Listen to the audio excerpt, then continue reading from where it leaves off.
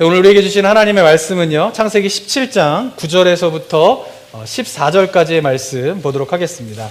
한번 9절부터 14절까지의 말씀을 교독하여서 한번 읽어보겠습니다. 제가 9절부터 읽겠습니다. 하나님이 또 아브라함에게 이르시되 그런즉 너는 내 언약을 지키고 내 후손도 대대로 지키라. 너희 중 남자는 다 할례를 받으라. 이것이 나와 너희와 너희 후손 사이에 지킬 내 언약이니라. 너희는 포피를 베어라. 이것이 나와 너희 사이의 언약의 표징이니라.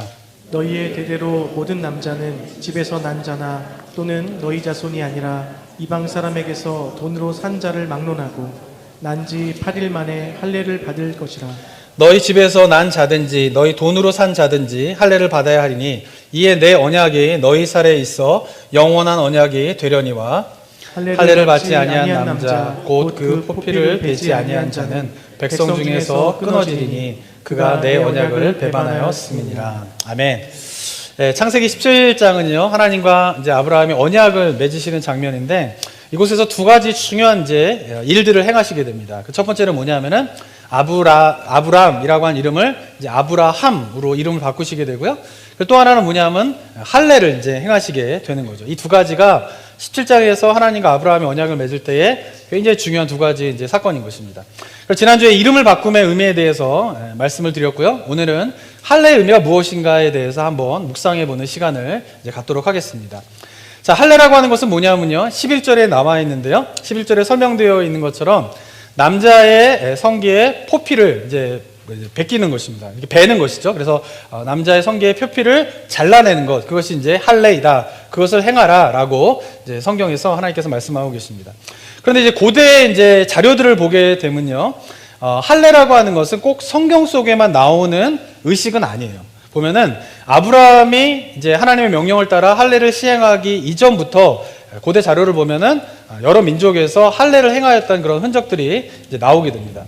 한번 이 사진을 보시면요, 이것이 뭐냐면은 이집트의 제6 왕조인 앙크마호르라고 하는 왕의 무덤입니다. 근데 이제 앙크마호르라고 하는 왕의 무덤은 기원전 2500년 전의 왕이에요. 근데 이 무덤에 이런 이제 돌에 새겨진 그림들이 있는데 이게 잘 안 보이시죠? 이제 칼라로 이거를 이제 다시 한번 보면 이런 그림입니다. 그림이 뭔지 확연하게 보이시죠? 뭐냐면은 남자의 성기의 표피를 이제 베는 거죠. 그러니까 지금 뭐예요? 할례를 행하는 것이 이집트에도 있었다라고 하는 것이죠.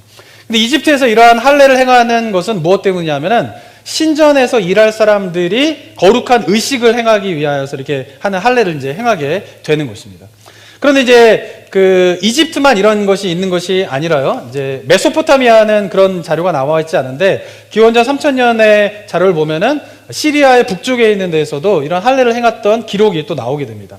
그럼 시리아 북쪽에서 할례를 행했던 데의 목적은 뭐냐면은 이제 결혼하기에 앞서서 남자의 성기의 표피를 베어서 결혼의 의식으로서 이런 거를 행했다라고 하는 자료들이 이렇게 이제 나오게 됩니다. 그러니까 할례라고 하는 것이 뭐냐면 당시에 아브라함 당시에 주변의 지역에서 행해지던 것인데, 근데 그것을 어떻게 해요? 하나님께서 명령하셔서 이제 아브라함에게 하라고 명령하신 것입니다. 제가 이제 성경을 이제 연구할 때 보면 이렇게 그 시대의 역사적인 문화적인 배경이 무엇인가 이런 거를 꼭 살펴보게 되는데요. 근데 제가 이런 역사적인 문화적인 그 배경들을 딱 살펴보게 되면 느끼는 것이 뭐냐 하면은 성경은 그 당시에 생각할 수 없는 가치와 의미들을 보여주고 있다라고 하는 것이죠. 근데 그것을 어떻게 보여주냐면은 그 당시의 문화를 완전히 벗어나가지고 그 문화에서 초월해가지고 무엇인가를 막 새로운 거를 막 보여주는 것이 아니라 그 문화의 거를 벗어나지 않아요. 아브라함 시대에 그 문화를 벗어나지 않아요. 그런데 그 문화를 벗어나지 않으면서 그런데 그 이루어지고 있는 문화를 채택을 하는데 그 문화를 채택하게 되면서 당시에는 생각할 수 없는 뛰어난 가치와 의미가 부여되게 되면서 새롭게 그 문화가 탄생되어지는 것이 하나님의 역사 가운데 있는 것이죠. 그러니까 할례도 마찬가지예요. 할례는 그냥 다른 민족 가운데에서는 신전에 들어가기 앞서서 신전에 일할 사람들이 행하던 의식, 뭐 결혼하기에 앞서서 결혼할 남자들이 행하던 의식, 이런 것이었지만 그것이 어떻게 돼요? 하나님께서 그것을 채택하셔서 하나님께서는 그 할례라고 하는 것을 어떤 의미로 부여하시냐면 바로 이것이 바로 하나님의 언약의 표징이다라고 하는 의미를 부여하면서 새롭게 그것을 보여주고 있다라고 하는 것이죠. 사랑하는 성도 여러분, 저는요 성경 속에서 보여지는 이런 것들을 우리가 생각하는 게 굉장히 중요해요. 왜냐하면 제가 이제 창세기를 이제 연구하다 보면은 이제 성도들 가운데 예를 들면은 창세기에 있는 내용이 이제 인터넷 같은데 요새 자료들이 하도 많으니까 보면 나오잖아요. 뭐 창세기에 있는 내용이 다른 민족의 자료에도 있대, 다른 민족의 기록에도 있대. 이러면은 뭐야, 성경에만 있는 줄 알았는데 다른 민족에게 있다고? 그럼 성경이 하나님의 경전으로서의 그런 의미가 있는 거야? 가치가 떨어지는 거 아니야? 그냥 주변에 있는 문화를 그대로 반영하는 책인 거 아니야? 이렇게 생각하기 쉽습니다. 그리고 실제로 자유주의 학자라든가 이 크리스찬리티의 성경의 권위를 잡고 공격하는 사람들이 항상 그런 방식으로 공격을 해요. 봐라, 다른 민족에게도 있는 거 성경에도 있는 거다. 그게 무슨 의미가 있냐, 이렇게 이야기를 하는데 그게 아니에요. 하나님께서는 말씀하신 것처럼 우리가 살고 있는 그 시대의 문화를 절대 이렇게 벗어나지 않으세요. 물론 하나님의 역사는 시간과 공간을 초월하는 것도 있지만 많은 경우는 어떻게 해요? 우리가 이해할 수 있는 문화와 언어 속에서 활동하신다라고 하는 것이에요. 그런데 그것이 세상의 가치에서 볼 때는 별 볼 일 없던 것이 하나님의 세계 가운데로 들어오게 되면 거기에 뭐요? 새로운 가치와 의미가 부여되게 되면서 완전히 새로운 그런 것으로 변하게 되어지는 것이 바로 하나님의 역사고 하나님의 일하심이다라고 하는 것이에요. 그런 가운데 대표적인 게 뭘까요? 십자가예요. 십자가. 예수님께서 십자가에 달리실 때 당시의 문화 속에서 십자가는요, 치욕의 상징이었어요. 로마 시대 때 가장 잔혹하게 사람을 죽이는 방법이었고요. 그리고 그 십자가에 달리는 사람은 정말 인간으로서 할 수 없는 가장 최악의 죄악을 범한 사람들만 그 십자가 처형에 매달렸던 것이에요. 그렇기 때문에 십자가는 언제나 예수님 당시에는 치욕과 모욕의 상징이었던 것이죠. 그리고 당시의 사람들은 십자가에 사람이 매달려 있게 되면은 그 십자가를 쳐다보지도 않았어요. 왜냐하면 쳐다봤다가 그 십자가의 더러움이 자기한테 오염될까봐 그 십자가가 있으면 십자가도 쳐다보지 않는 가운데 고개를 숙이고 다녔단 말이에요. 그런데 그런 치욕의 상징과 모욕의 상징인 그 십자가가 거기에 예수 그리스도가 달리게 되시자 어떻게 변하게 됩니까? 십자가는 영광의 상징이 되는 거예요. 십자가는 뭐예요? 헌신의 상징이 되는 거예요. 십자가는 뭐예요? 사랑의 상징이 되는 거예요. 사람들이 쳐다보지도 않던 십자가가 이제는 그 십자가를 바라보면서 위로와 평강을 얻는 것으로 완전히 달라지게 되었다라고 하는 것이에요. 저는 이것이 중요하다고 생각합니다. 왜냐하면 우리의 인생도 그렇기 때문에 그래요. 우리의 인생을 세상적인 관점으로 보면요, 한 인간의 인생은요, 그렇게 별 볼 일 없는 인생이에요. 그런데 그 별 볼 일 없던 인생이 예수 그리스도의 십자가 안으로 들어오면, 하나님의 세계 가운데로 들어오면 어떻게 변하게 됩니까? 그 사람은 별 볼 일 없는 한 인생이 아니라 그 사람은 전능하시고 영광스러우고 위대하신 하나님의 형상을 가진 한 존재로 변하게 되는 것이에요.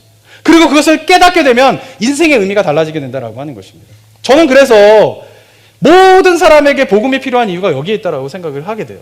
왜냐하면 이 시대 가운데 사람들이 점점 이 인간을 바라보는 관점이 진화론적인 관점에서 인간을 바라보게 돼요. 이게 진화론적인 관점은 지금 뭐 과학적인 분야가 아니라요, 철학적인 분야, 사회학적인 분야, 뭐 인신론적인 분야, 이런 분야에서 진화론적인 관점이 가득 차고 있어요, 현대 사회는. 근데 그 진화론적인 관점에서 한 인간을 바라보면요, 그 인간의 삶은 별 볼 일 없는 인생이 돼버려요. 왜냐하면 진화론적인 관점에서 한 인간은 그냥 우연하게 태어난 존재이기 때문에 그래요. 모든 생물이 그래요. 이 땅의 생물이 어떻게 탄생하게 됐어요? 진화론적인 관점에서 보면은 우연하게 태어난 것이에요. 처음에 단세포 동물이 어떻게 태어나게 됩니까? 단백질의 우연한 합성에서 단세포 동물이 나타나는 거예요. 그 단세포 동물이 다세포 동물로 갈 때 어떻게 가게 됩니까? 우연한 자연적인 어떤 합성에 의해서 일어나게 되는 거예요. 다세포 동물이 어류로 갈 때, 어류가 양서류로 갈 때, 양서류가 포유류로 갈 때, 포유류에서 유인원이 사람으로 변할 때 어떻게 그것이 변하게 되느냐? 과학에서 이야기하는 건 뭐냐 하면, 진화론적인 관점에서 이야기하는 건 뭐냐 하면 우연한 현상에서 일어나게 됐다라고 하는 것이에요. 과학적인 것 같지만 절대 과학적이지 않는 이야기를 사람들은 그것을 믿고 그런 관점에서 자기 인생을 보기 시작해요. 사람들의 인생을 보기 시작해요. 그 관점에서 인생을 보기 시작하면요, 사람은요 그냥 우연하게 생겨난 존재예요. 우연하게 생겨난 존재에는 삶의 의미가 없는 거예요. 그래서 현대인들의 삶을 바라보는 관점이 점점 어디로 흘러가고 있어요? 허무주의로 가는 거예요. 사람들이 어떻게 점점 인생이 허무하다라고 생각하는 거예요. 근데 그 허무하다라고 생각하는 인생의 의미가 왜 그렇게 발생하냐 하면 바로 이 땅이 지배하고 있는 어떤 진화론적인 관점, 하나님이 우리를 창조하셨다라고 하는 것이 아니라 그 진화론적인 관점에서 인생을 바라보기 때문에 그렇죠. 그래서 점점 현대인들이 어떻게 해요? 허무함 속에 빠져들고 있다라고 하는 것이죠. 그러나 그러한 인생이 하나님의 세계로 들어오면 어떻게 됩니까? 그러한 인생이 예수 그리스도의 십자가 안으로 들어오면 어떻습니까? 완전히 달라지게 되는 거예요. 하나님이 전능하신 하나님이 수천 년, 어쩌면 수만 년 동안 어쩌면 태초부터 종말에 이르기까지 그 긴 세월 동안 그 한 영혼을 주목하면서 그 한 영혼을 구원하기 위해서 하나님이 놀랍게 일하시는 그 하나님의 일하심을 보게 되면 나의 인생은 달라지게 되는 거예요. 상대방의 인생을 바라보는 것이 달라지게 되는 것이죠. 그러면서 어떻게 해요? 완전히 변화된 인생으로 살아갈 수 있는 것이 바로 복음인 것입니다. 그래서 저는 모든 사람들이 복음을 믿어야 한다고 생각하는 것이죠. 그리고 만약에 우리 주변에 인생의 의미를 찾지 못하는 사람이 주변에 있다라고 하면 바라기는 우리 성도님들이 그런 분들을 향하여서 나아가 예수 그리스도의 복음을 알려주시기 바랍니다. 왜? 복음 안에서 우리의 인생은 새롭게 변화될 수 있어요. 아무리 가치 없고 아무리 보잘것 없는 것이라 할지라도 하나님의 손에 붙잡힌 바 되면 예수 그리스도의 십자가 안에 들어오게 되면 그것은 어떻게 해요? 놀라운 당신의 생각할 수 없는 가치와 의미로 변화되어지는 역사가 일어나게 된다라고 하는 사실을 믿고 체험하는 은혜가 우리 성도님들 가운데 있게 되기를 주님의 이름으로 축복합니다. 이러한 할례, 주변 민족들에서 행해지던 할례를 하나님께서는 특별한 의미를 부여하면서 아브라함에게 행하라고 하십니다. 그런데 하나님께서 아브라함에게 할례를 행하라고 하면서 주신 그 특별한 의미가 무엇입니까? 그것은 바로 이것이 언약의 표징이다라고 이야기를 하고 있는 것이에요. 한번 11절 한번 읽어볼까요? 11절 다시 한번 읽겠습니다. 시작. 너희는 보피를 베어라. 이것이 나와 너희 사이의 언약의 표징이니라. 언약의 표징, 영어 성경에 보면 sign 이렇게 돼요. sign. sign이라고 하는 게 뭡니까? 네, 그건 뭐예요? 어떤 가게에 사인이 있으면 그 사인만 보고 가게가 뭐 하는 데인지 알 수 있는 거예요. 어떤 장소에 사인이 있다? 그러면 그 장소의 사인을 보고 지금 내가 어디 있다라고 하는 것을 알 수 있는 거죠. 그죠? 그러니까 할례라고 하는 것은 뭐냐면은 몸에 언약의 흔적을 남기는 거예요. 사인을 남기는 거예요. 그래서 어떻게 해요? 그 사인을 보면서 그리고 가장 은밀한 곳에 남기게 되어 있어요. 나만 볼 수 있는 것이요. 나만 볼 수 있는 가장 은밀한 곳에 그 사인을 남기면서 그 사인을 통하여서 하나님의 약속, 언약을 기억하는 것이죠. 그리고 하나님의 약속과 언약에 대해서 흔들릴 때마다 그 사인을 보면서 어떻게 해요? 하나님께서 그 약속을 이루실 것에 대한 하나님의 신실하심을 바라보라고 하나님께서 몸에 이제 언약의 표징으로서 할례를 행하게 하셨다라고 하는 것입니다. 그러니까 할례 그 자체는 아무런 효력이 없어요. 그런데 그 할례가 뭐냐면 언약의 표징으로서 하나님 나라 백성이 되었다. 이제 너는 하나님 나라 백성의 사인이다, 증거다. 이것을 보고 너희가 확인하라 이렇게 하는 것이죠. 근데 이것이 이제 세례도 마찬가지죠. 세례 자체는 효력이 있는 것은 아니지만 그러나 세례의 의미는 무엇입니까? 내가 예수 그리스도를 믿어 구원받아 하나님 나라 백성이 되었다라고 하는 것을 세례를 받음으로 어떻게 해요? 그것을 표현하는 것이죠. 내가 그런 것을 했다라고 하는 것을 표징으로 삼는 것이죠. 증거로 삼는 것이죠. 사인으로 삼는 것이죠. 그것이 세례의 의미인 것입니다.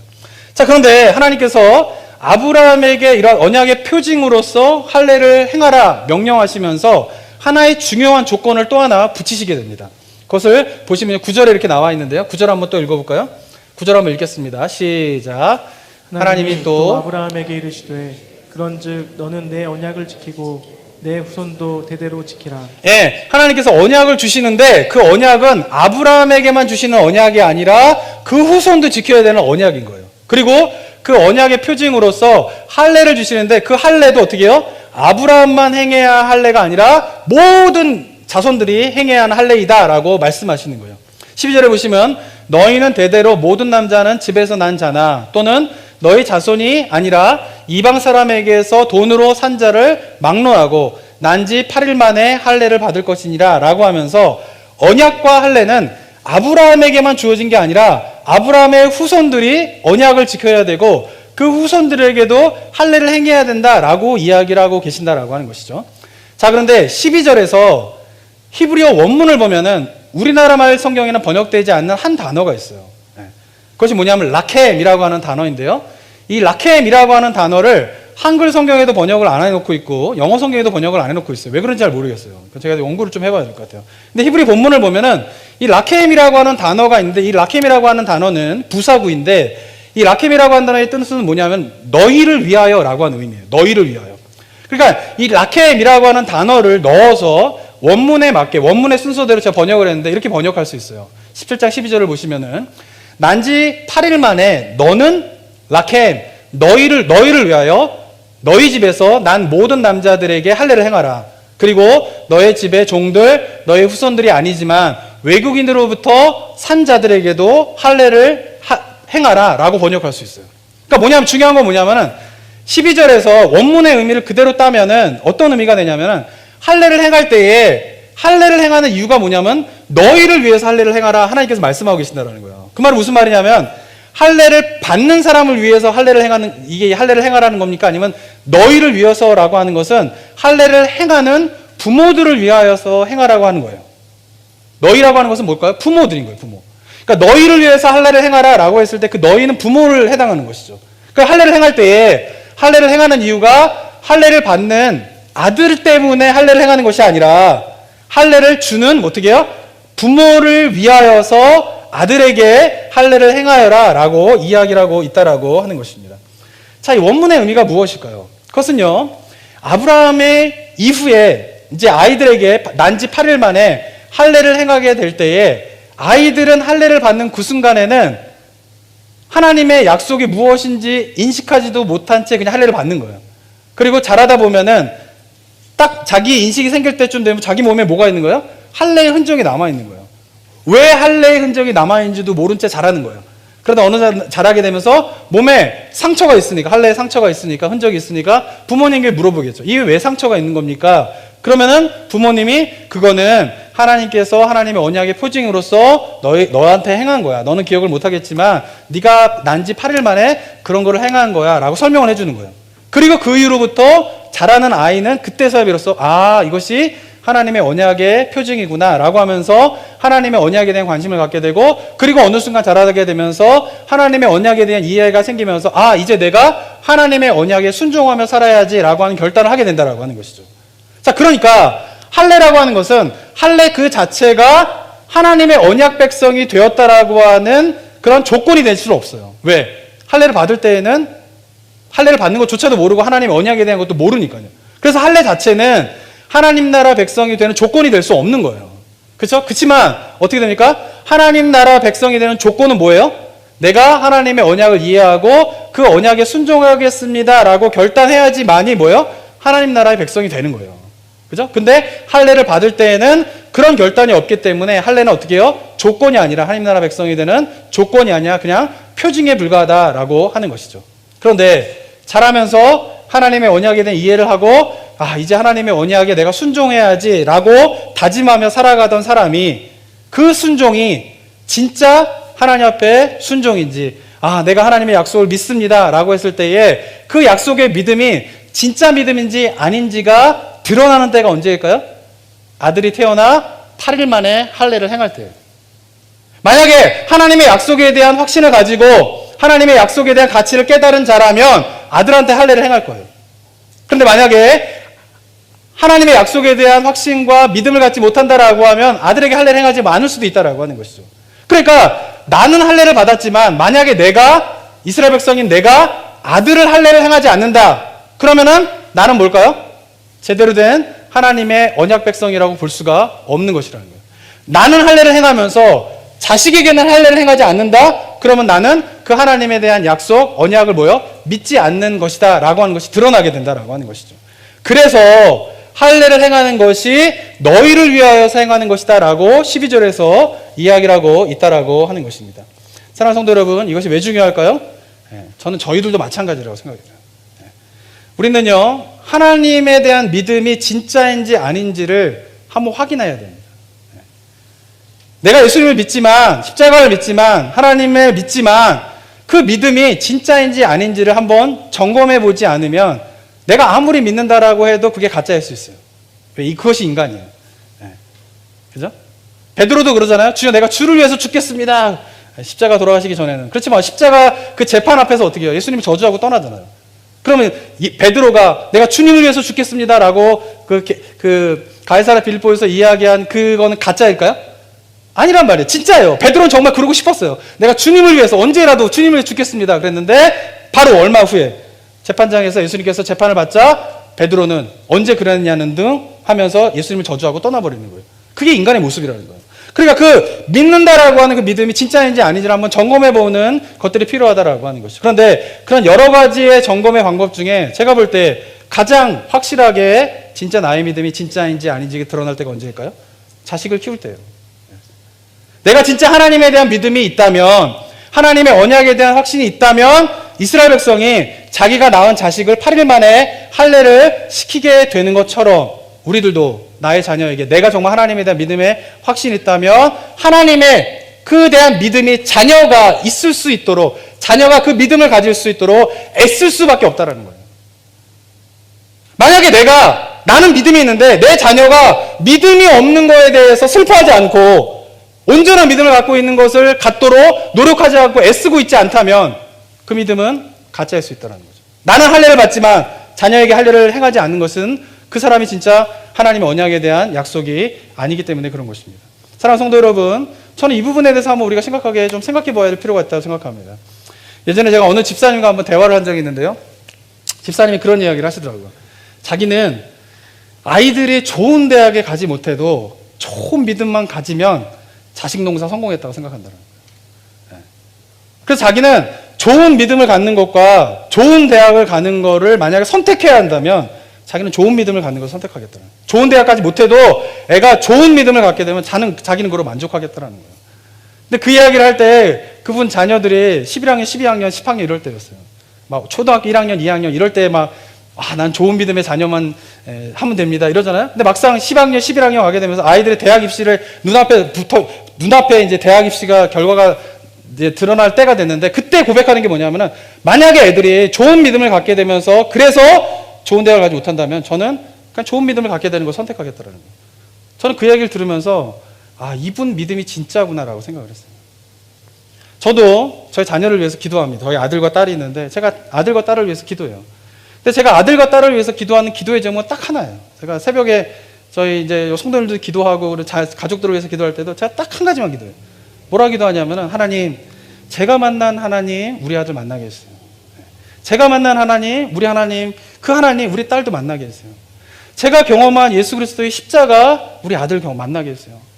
제가 만난 주님의 사랑 우리 딸도 만나게 해주세요. 제가 이거 외에는 기도하지 않아요. 왜냐하면 목사 아들이라고 온전한 믿음을 갖는 거 아니에요. 인격적으로 하나님 만나야 되잖아요.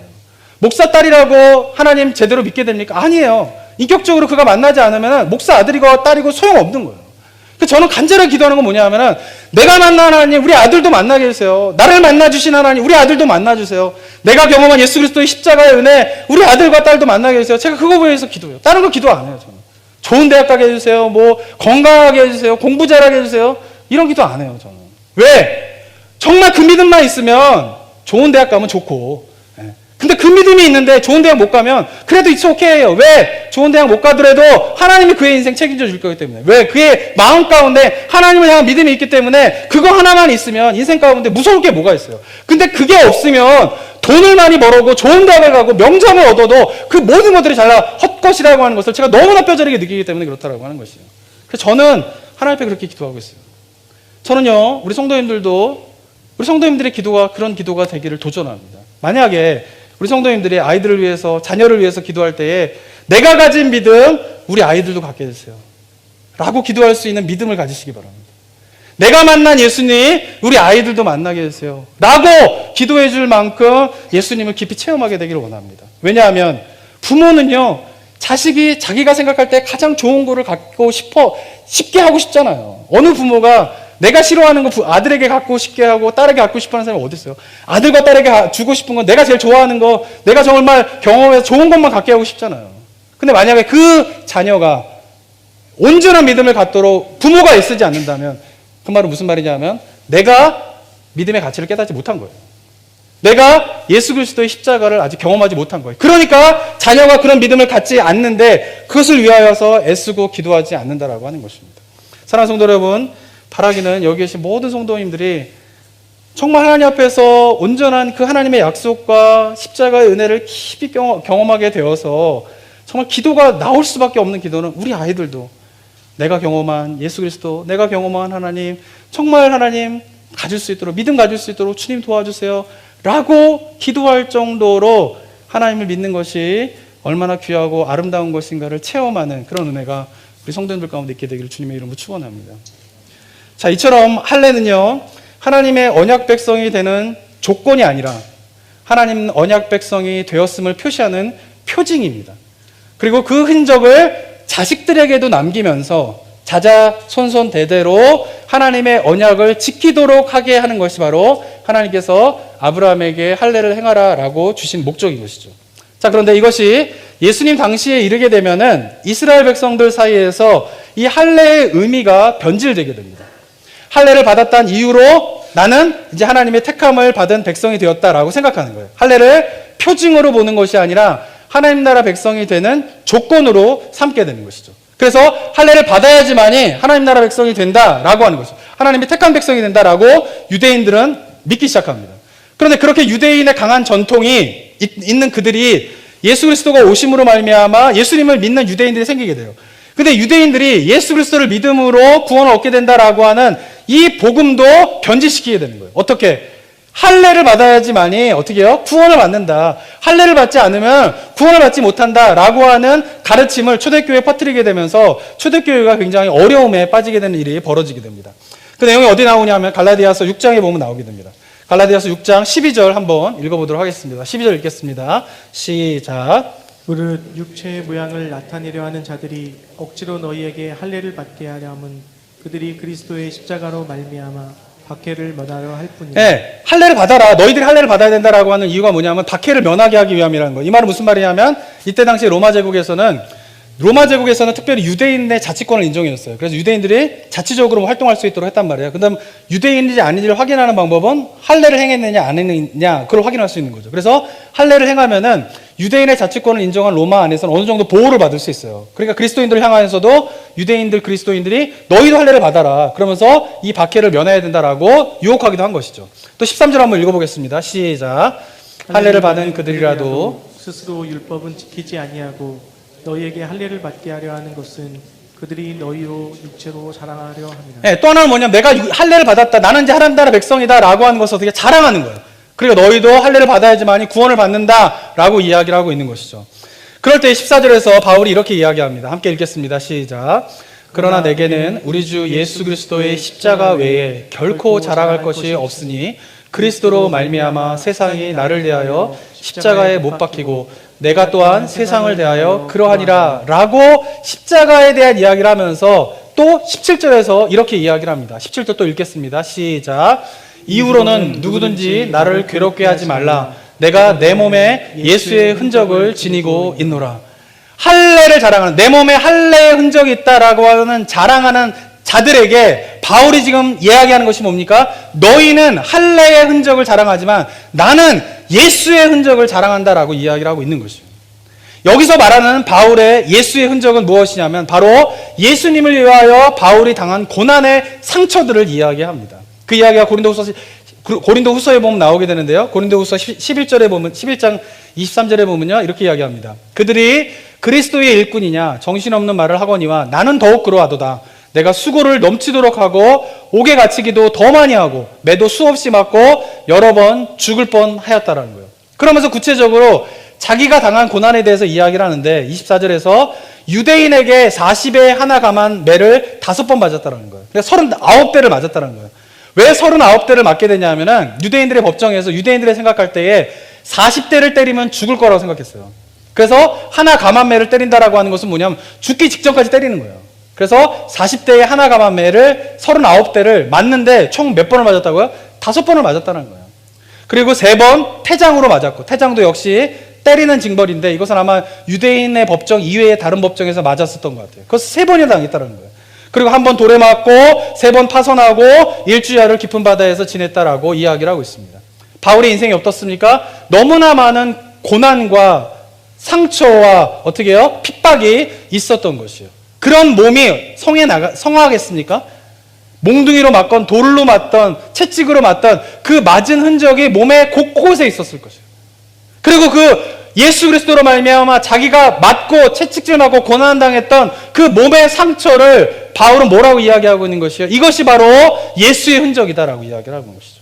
너희는 너희 몸에 할례의 흔적을 가지고 자랑하지만 그러나 나는 내 몸에 예수의 흔적이 남아있고 나는 그 예수의 흔적을 자랑한다라고 바울이 이야기하고 있는 것입니다. 사랑하는 성도 여러분, 구약시대의 할례는 하나님 나라 백성이 되었다는 것을 몸의 흔적으로 남기는 것입니다. 그러나 우리 그리스도인들은 지금 이 시대를 살아가는 그리스도인들은 더 이상 그러한 할례의 흔적을 남기지 않습니다. 그러나 우리가 만약에 예수 그리스도를 믿음으로 구원받은 하나님 나라 백성이 되었다면, 그래서 예수 그리스도께서 걸어가신 십자가의 길을 걸어가고 있다면 우리도 우리 몸에 예수의 흔적이 남아있을 수밖에 없습니다. 그것이 바울과 같이 물리적인 상처의 흔적일 수도 있고, 그것이 아니라면 어쩌면 우리의 영혼 가운데에 하나님의 은혜의 흔적일 수도 있고, 또는 우리 삶의 여정 속에서 하나님의 돌보심으로 인한 돌보심의 흔적일 수도 있습니다. 어쨌든 간에 우리가 하나님 나라 백성이 되어 예수 그리스도를 믿음으로 하나님 나라 백성이 되어서 그 십자가의 길을 걸어가고 있다면 우리도 예수의 흔적이 남을 수밖에 없다라고 하는 것이에요. 그리고 내가 그리스도인 됨의 그 의미는 내 몸에, 내 영혼에, 내 삶에 남겨진 예수의 흔적으로 증명될 수 있다라고 하는 것이에요. 사랑하는 성도 여러분, 여러분들은 지금 어떤 예수의 흔적을 가지고 계십니까? 진지하게 한번 생각해 보시죠. 고대 로마 시대에는요, 수많은 전쟁이 있었기 때문에 로마 시대를 살아가던 남자들은요, 몸에 상처들이 없는 사람이 없대요. 근데 그 남자를 딱 보물 때에 이 남자가 몸에 난 상처를 보면 이 남자의 인생이 어떻게 살아왔구나라고 하는 것을 단번에 알 수 있다고 합니다. 만약 이 사람의 몸에 칼자국과 창자국의 흔적이 남아있다면, 아, 이 사람은 나라를 위하여서, 민족을 위하여서 전쟁에서 치열하게 싸운 영웅이구나 라고 하는 것을 몸에 난 칼자국의 흔적, 창자국의 흔적으로 알 수 있는 것이에요. 근데 만약에 이 사람 몸에 채찍 자국이 남아있다면, 그 상처의 흔적이 남아있다면 그것을 아무리 옷으로 감추려고 해도, 그가 이제 신분이 변화되어서 노예였다가 신분이 변화되었다라고 해도 그 채찍질이 남아있는 그 흔적으로, 아, 이 사람은 노예였던 사람이구나 라고 하는 것을 알 수밖에 없다라고 하는 것이에요. 그러니까 몸에 난 상처의 흔적으로 이 사람의 인생을 확인할 수 있었다라고 하는 것이 로마 시대의 모습이었다고 합니다. 그런데 전쟁에서 칼자국과 창자국을 가지고 있는 사람이라 할지라도 그 사람이 두 부류로 나눠지게 됩니다. 만약에 그 창자국과 칼자국이 등에나 있다라고 하면 이 사람은 전쟁에 나가서 적과 용감히 싸우다가 받은 상처가 아니라 적과 싸우다 비겁하게 도망가다가 적에 의해서 등에 칼자국과 창자국이 난 상처인 것이죠. 그것은 수치스러운 흔적이 되는 것이에요. 그런데 만약에 어떤 남자가 가슴에 칼자국과 만약에 몸에 창자국이 있다라고 하면 이 사람은 전쟁에서 적들과 용감히 싸우다가 정말 비겁하게 싸우지 않고 용감하게 싸우다가 적들의 칼을 맞고 창을 맞아서 그 상처가 몸에 흔적으로 남아있구나라는 것을 알 수 있는 것입니다. 가슴에 난 칼자국, 창자국은 바로 영광의 상처인 것입니다. 여러분들은 어떠한 예수의 흔적을 가지고 계십니까? 예수님께서 십자가에 못 박혀 죽으시고 3일 만에 부활하시고 난 다음에 제자들에게 나타나셔서 무엇을 보여주십니까? 예수님이 십자가의 못자국을 보여주세요. 못자국의 흔적을 보여주세요. 그리고 옆구리에 찔린 창자국의 흔적을 보여주세요. 왜 보여주셨을까요? 예수님이 부활하셨어요. 부활하셔서 부활체가 되셨어요. 고린도전서 15장에 보면은 부활체, 우리가 부활하게 될 때 부활체가 어떻게 될 것인가에 대한 묘사가 있는데, 성경에 이야기하는 부활체는요, 몸에 문제가 없는 상태예요. 완벽하게 뭐예요? 이제 아픔도 없고 고통도 없고 질병도 없는 그런 상태로 완벽한 존재로 부활체가 되는 것이에요.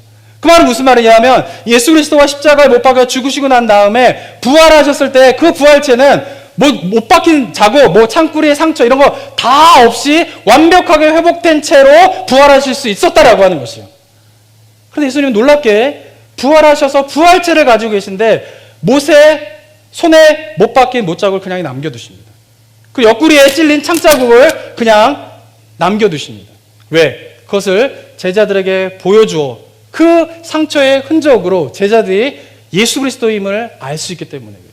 못자국과 창자국은 예수 그리스도 그분이 맞다라고 하는 표징일 뿐만 아니라 또한 제자들을 향하여서 내가 너희를 얼마나 사랑하는 줄 아느냐라고 하는 예수 그리스도의 사랑의 표징이 못자국이고 창자국이었기 때문에 제자들을 향하여서 그것을 먼저 보여주신 것입니다. 저는요, 예수 그리스도가 이 땅에 다시 오실 걸 믿습니다. 믿으십니까, 그거를? 소망하십니까? 저는 바라기는 그게 우리의 삶의 큰 소망이 되어서, 아, 주님 오시는 날이 언제인가? 아, 주님이 다시 오신다는데 그날이 어떤 날일까? 이거를 좀 소망하셨으면 좋겠어요. 이게 없으면 그리스도인이 능력이 없어요. 맨날 이 땅 가운데에서 서로 치고받고 싸우고 네 거니 내 거니 뭐 서로 하는, 그게 주님의 십자가 예수 그리스도 이 땅에 오실 것만을 생각하면 그게 아무 문제가 아니라고 하는 것을 알 수 있는데, 그걸 자꾸 바라보지 못하니까 우리가 이 땅에서의 정말 잘 먹고 잘 사는 것에 나의 인생의 최고의 목적을 두며 살아가는 거 아니겠습니까? 근데 주님이 그때 다시 오시게 될 때에 어떤 일이 벌어지게 될지 정확하게 전 잘 몰라요. 근데 제가 이 오늘 본문과 예수님의 그 십자가를 좀 묵상하면서 제가 드는 생각이 뭐냐면은, 아, 예수님이 부활하시고 난 다음에 처음 제자들에게 자신의 못자국의 상처, 흔적을 보여주신 것, 어쩌면 우리도 예수님이 오실 때에 우리가 보여줘야 될 것은 우리 몸에 새겨진, 우리 영혼에 새겨진, 우리 삶에 새겨진 예수의 흔적일 수 있겠구나. 예수님이 자신의 몸에 새겨진 흔적을 보여주면서 내가 너희를 얼마나 사랑하는 줄 알았느냐라고 말씀하셨던 것처럼, 우리도 주님이 오시는 그날에 우리 몸에 새겨진, 우리 영혼에 새겨진, 우리 삶에 새겨진 예수의 흔적을 보여주면서 나도 주님을 사랑합니다, 내가 주님을 정말 믿습니다 라고 하는 이 믿음의 모습을 보여줄 수도 있겠구나라는 생각을 갖게 됩니다. 그러면서 초대를 돌아보게 되었어요. 과연 나는 어떠한 예수의 흔적이 있는가? 정말 예수님을 위하여서 열심히 싸우다가 가슴에 칼자국, 가슴에 옆구리에 창자국, 그것을 가지고 주님, 제가 주님을 위해서 열심히 믿음 가운데 싸우다가 이렇게 왔습니다 라고 주님 앞에 예수의 흔적을 보여줄지, 아니면 세상과 타협하면서 등에 칼자국, 등에 창자국이 나가지고 비겁하게 살다가 주님 앞에 와서 부끄럽게 나의 등에 난 상처를 보여줄 것인가, 두렵고 떨리는 마음이 생겼습니다. 사랑하는 성도 여러분, 여러분들은 어떠십니까? 주님 앞에 다시 서게 될 때 여러분들은 어떠한 예수의 흔적을 보여주시겠습니까? 저는 바라기는 정말 하나님 앞에서 믿음의 삶을 열심히 싸우다가 보여줄 수 있는 영광스러운 예수의 흔적이 여러분의 삶 가운데, 여러분의 영혼 가운데, 여러분의 몸 가운데 낫게 되기를 주님의 이름으로 축복합니다. 근데 기억해야 할 거는, 몸의 흔적은요, 상처와 고통이 없으면 남지 않는다라는 거예요. 상처가 있지 않는데 어떻게 흔적이 남겠습니까? 그 말은 무슨 말이냐면, 우리에게 예수의 흔적이 남는다라고 하는 것은 어쩌면 그 삶에 고통과 아픔이 있을 수밖에 없는 거예요. 예수를 믿는 건 그런 거예요. 그런데 우리의 기도는 언제나 어떤 기도를 하게 됩니까? 예수님 좀 어려움 당하지 않도록 해주세요. 예수님 좀 우리 아이들 그냥 아무 문제 없이 잘 자라게 해주세요. 이런 기도 드리지 않습니까? 어쩌면 이 시대에 우리가 드려지는 기도가 아무런 문제도 없고 문제가 생길 때마다 하나님 다 해결해 주셔야 돼요 라고 기도하는 그 속에는 과연 예수의 흔적이 남을 수 있을 것인가? 상처와 아픔이 없는데 과연 예수의 흔적이 남을 수 있을 것인가? 라는 생각을 해보게 됩니다. 저는 바라기는 우리가 만약에 예수의 흔적을, 예수의 십자가를 걸으면서 우리가 당해야 할 상처와 아픔이 있어서 그 예수의 흔적을 남는 거를 정말 기쁨으로 생각한다면 그 고난과 어려움도 감당하는 그런 성도님들 되시기를 주님의 이름으로 축복합니다. 더 나아가서 만약에 우리 자녀에게도 내가 예수의 흔적이 우리 자녀에게도 남기를 원한다면 어쩌면 우리 자녀도 예수님에서 고난과 어려움 당해야 돼요. 어쩌면 예수님을 위하여서 포기할 거는 포기해야 돼요. 좋은 거를 얻기 위해서 믿음을 포기하는 삶을 살아가고 있잖아요. 많은 그리스도인들이. 나는 그래도 자녀들만은 나는 그냥 좋은 걸 우리 자녀가 얻기 위해서 믿음을 포기해야 된다 이런 생각을 하고 있잖아요. 근데 그게 아니라 정말 예수 그리스도의 믿음을 위해서 우리 자녀가 좋은 것을 포기한다면 그것은 상처로 남을 수 있어요. 아픔으로 남을 수 있어요. 그렇지만 그 무언가를 포기해서 우리의 자녀가, 우리 애가 예수의 흔적이 남는다면 저는 확신하기는 하나님께서 그 인생을 책임져 줄 것이에요. 우리가 기대한 방식은 아니지만, 우리가 생각했던 방식은 아니지만, 세상이 원했던 방식은 아니지만, 그러나 그것을 포기해서 만약에 상처가 우리와 우리 자녀들에게 남는다면 저는 그 예수의 흔적이 남은 우리들의 삶과 자녀들의 삶은 하나님께서 책임져 주실 거라고 믿습니다. 우리가 이 믿음을 가지고 이 땅 가운데에서 선한 싸움을 싸우며 영광스러운 예수의 상처를 우리 몸에 남기는 그런 은혜가 우리 성도님들 가운데 있게 되기를 주님의 이름으로 축원합니다. 함께 기도하겠습니다. 이 시간 기도하며 나아갈 때 사랑하는 성도 여러분, 우리가 어떤 예수의 흔적을 가지고 계십니까? 제가 이 말씀을 묵상하면서요, 제 스스로에게도 물어봤어요. 너는 무슨 예수의 흔적을 가지고 있냐? 참 부끄럽더라고요. 설교 때도 고백했지만 저도 어쩌면 인간이기에 그냥 우리 집 잘 문제없이 살고 우리 자녀들도 아무 문제 없이 그냥 해피하게 살고 하는 것을 되게 기대하게 되는 것 같아요. 그러면서 어쩌면 그것이 하나님 앞에서 하나님의 은혜를 구하는 기도가 아니라 세상과 타협하는 기도일 수 있겠구나. 그런 삶을 살아갈 수는 있겠지만 그러나 그 삶에는 예수의 흔적이 남아있지 않겠구나. 그런 마음을 깨닫게 되면서 제 마음 가운데 두려움이 생겼습니다. 우리 성도님들 어떻습니까? 하나님 앞에서 보여드릴 예수의 흔적이 무엇입니까? 저는 바라기는 우리 자녀들도 내가 경험한 예수님, 내가 경험한 하나님, 우리 자녀들도 갖게 해주십시오 라는 기도가 저는 우리 성도님들의 기도 가운데에 나오게 되기를 소망합니다. 왜? 그 기도가 나오는 자는 하나님을 믿는 믿음이 진짜이기 때문에 거기서 검증될 수 있는 거죠. 이 시간 함께 기도하며 나아갈 때에 우리의 삶을 놓고 우리 자녀들을 놓고 기도하며 나아갈 때에 정말 예수의 흔적이 남는 삶에 대한 그 소망을 담아서 이 시간 함께 기도하며 주님 앞에 나아갔으면 좋겠습니다. 함께 기도하도록 하겠습니다. 아버지 하나님, 네 감사드립니다.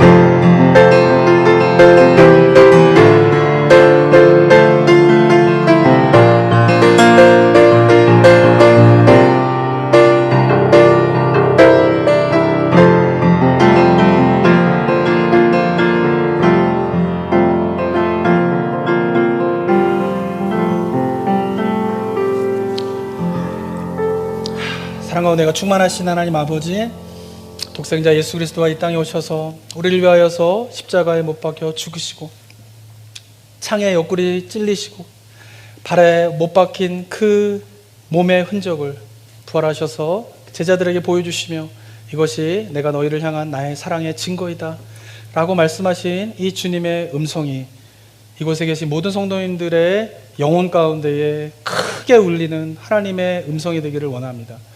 그래서 우리가 이 세상을 살아가면서 다른 무엇보다도 예수 그리스도의 십자가의 사랑 앞에 우리의 삶을 다 드릴 수 있을 만큼 하나님의 사랑을 깨닫고 그 십자가의 가치를 깨닫는 은혜가 있을 수 있도록 주님 도와 주시옵소서.